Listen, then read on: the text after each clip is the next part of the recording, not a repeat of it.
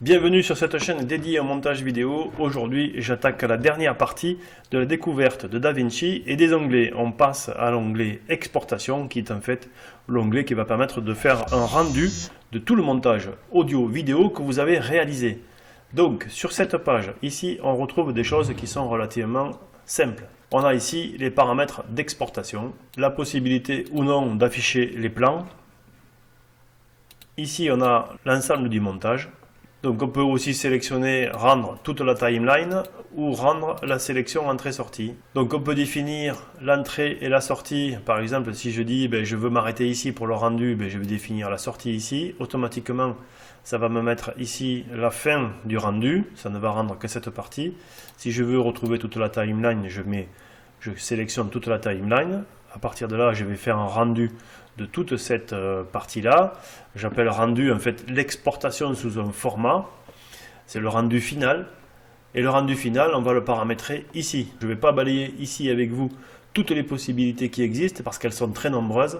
Mais sachez quand même que vous pouvez télécharger directement sur YouTube ou sur Vimeo, qu'il y a ici des profils déjà préenregistré en fonction de ce que vous voulez faire, si vous voulez exporter vers Premiere. Et vous pouvez aussi définir votre propre format d'exportation avec ici la possibilité de choisir d'exporter plan par plan ou d'exporter l'ensemble sur un plan unique.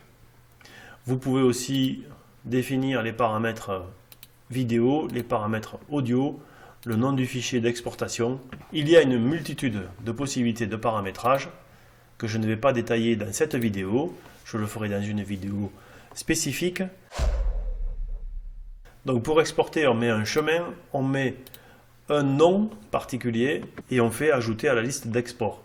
Une fois que c'est ici, on peut rajouter la même chose, mais sous un autre nom différent.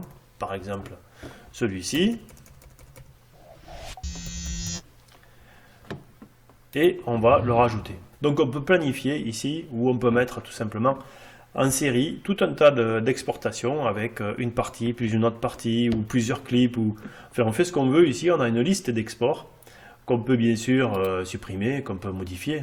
Et donc quand on a ajouté ici une tâche d'exportation, on peut la modifier en y revenant comme ça. Donc on va revenir sur ce qu'on a défini ici. On peut la supprimer, ça je viens de vous le montrer. Et une fois qu'on a fait ça, on peut lancer le rendu. Là je suis en train de lancer le rendu, donc je n'ai pas de son, par contre j'ai l'image, je vois la façon dont c'est traité. Je peux l'interrompre à tout moment. Ici. Hop. Tâche annulée. Je peux bien sûr la supprimer. Et recommencer. Et donc une fois que le rendu est terminé, on va retrouver dans ce répertoire le fichier avec ce nom qui est le rendu de mon projet. Voilà, c'est terminé pour cette courte vidéo de présentation de l'onglet exportation sur DaVinci Resolve 17. J'espère que cette vidéo vous sera utile et vous aura donné envie d'en découvrir plus. Je vous donne donc rendez-vous dans de prochains épisodes où j'aborderai avec vous des fonctions particulières de DaVinci Resolve. Pensez à me laisser des commentaires et n'hésitez pas à me poser des questions sous la vidéo, j'y répondrai volontiers et peut-être que j'y répondrai même avec des exemples en vidéo. Pour ne pas louper les prochains épisodes, pensez à vous abonner et à cliquer sur la notification.